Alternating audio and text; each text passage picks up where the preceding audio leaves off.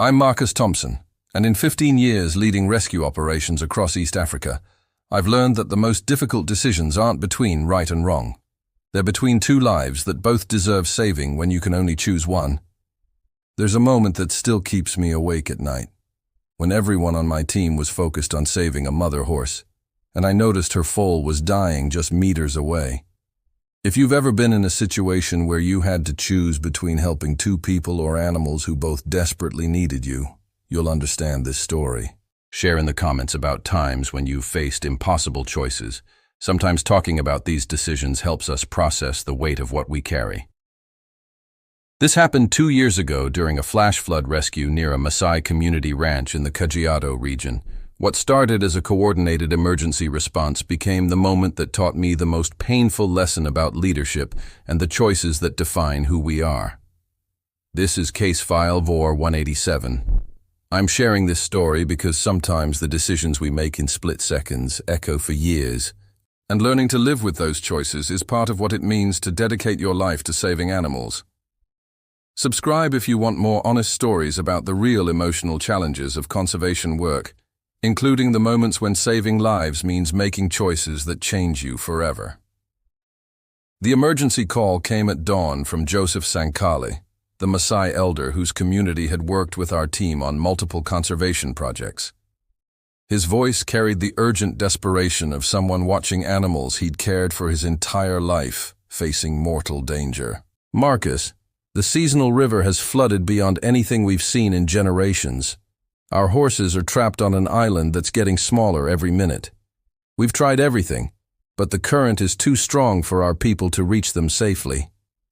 He continued, "There's a mare with her 3-month-old foal and 2 other horses. They've been stranded for 6 hours, and the water is still rising. Without help, we'll lose animals that have been part of our community for years." Horse rescues during floods require specialized techniques and perfect timing.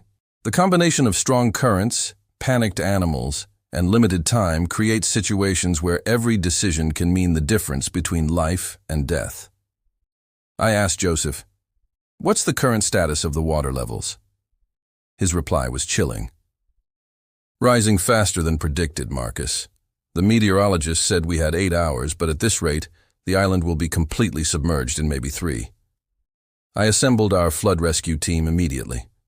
Sarah, our veterinarian, had experience with large animal water rescues, and Mike's specialized equipment would be crucial.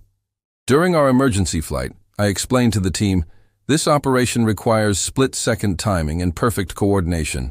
Horses in flood situations can panic easily, and one wrong move could endanger both the animals and our team." Sarah was reviewing equine behavior. "Marcus, mares with foals are incredibly protective, but also more cooperative when they understand we're trying to help their babies. The key is approaching the family unit together." Mike was preparing our gear. "Boss, I've got our strongest harness systems and emergency flotation devices.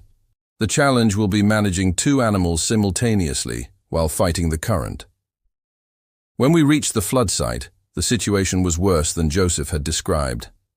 A beautiful bay mare and her young foal were stranded on what remained of a small island, maybe 20 meters across, with water rising visibly around them. The mare was clearly stressed, but maintaining a protective position around her foal, who seemed confused and frightened. 2 other horses were visible on higher ground nearby, also trapped but in less immediate danger. "Look at the water flow patterns," Sarah observed. "The current is strongest on the side closest to the mare and foal. Any rescue approach will have to account for that." From the riverbank, Joseph provided crucial context. "That mare, Nuru, has been with our family for 8 years. She's the gentlest horse we've ever had, and that foal, Jengo, is her first baby. They're inseparable. Our rescue plan focused on reaching the mare and foal first, since they were in the most immediate danger, then returning for the others. It seemed straightforward until we began the actual approach.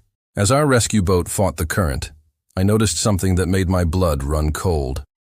While everyone's attention was on the mare, who was the obvious priority, her foal was showing signs of severe distress. Jengo wasn't just scared, he was exhibiting symptoms of shock from the cold water.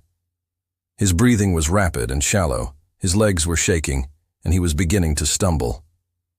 "Sarah, look at the foal," I called out, but she was already focused on preparing the harness for the mare, whose size and strength made her the logical priority for our limited equipment.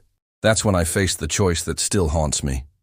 Our boat could only safely approach the island once before the current would push us past. Our equipment was designed to extract one large animal per trip safely.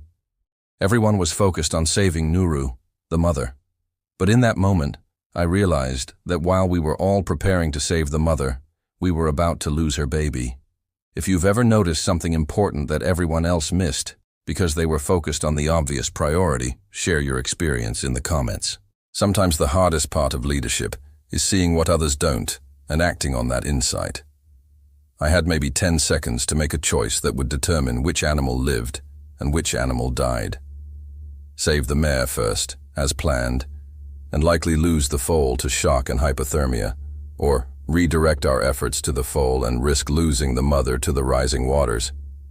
The weight of that decision, choosing between a mother and her baby, was crushing. Both deserved to live. Both were counting on us. "Change of plan," I called out, making the hardest decision of my career. "We take the foal first. He's going into shock and won't survive another extraction delay." Sarah's surprise was immediate. "Marcus, the mare is the priority. She's stronger and can protect herself better while we return." I just said, "Trust me on this," taking full responsibility for a decision that went against every rescue protocol. "The foal won't survive long enough for a second trip." Mike adapted quickly, adjusting our equipment for the smaller animal. The foal rescue was technically perfect, but emotionally devastating. As we lifted little Jengo to safety, his mother's distressed whinnying filled the air. She understood we were taking her baby away, even though we were trying to save him. As we transported Jengo, Sarah reported, "Foal is secure and responding well to treatment. You were right about the shock symptoms. Another 20 minutes and we would have lost him." But as we prepared for the return trip to rescue Nuru, the river conditions had deteriorated. The current had increased, and debris was flowing through the rescue zone. Our pilot couldn't guarantee a safe approach. For 45 agonizing minutes, we attempted to reach Nuru while watching the island shrink around her. She stood in the center, calling for her foal, surrounded by rising water.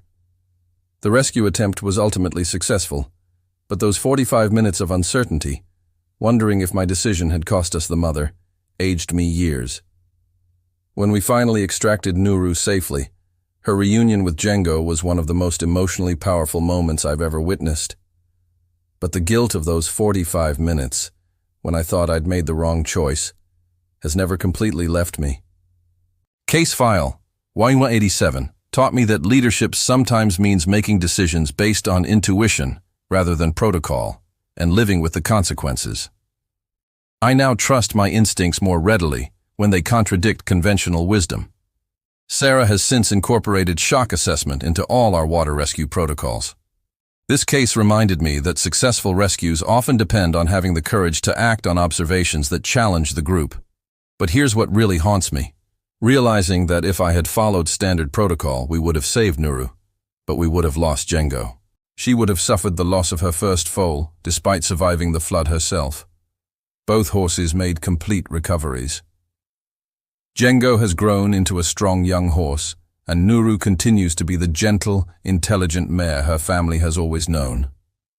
This case taught me that the animals we save often depend on rescue teams seeing beyond the obvious priorities to notice the subtle signs that indicate who really needs help first. Subscribe if you want more stories about the difficult decisions in animal rescue work. If you want me to share more about trusting intuition over protocol, or the amazing recoveries that validated these choices, let me know in the comments. These stories prove that animal rescue requires not just technical skill, but the courage to make decisions that might be wrong but feel necessary in your heart. Which rescue decision story should I share next? Your comments help me choose which cases will be most valuable. Thank you for listening.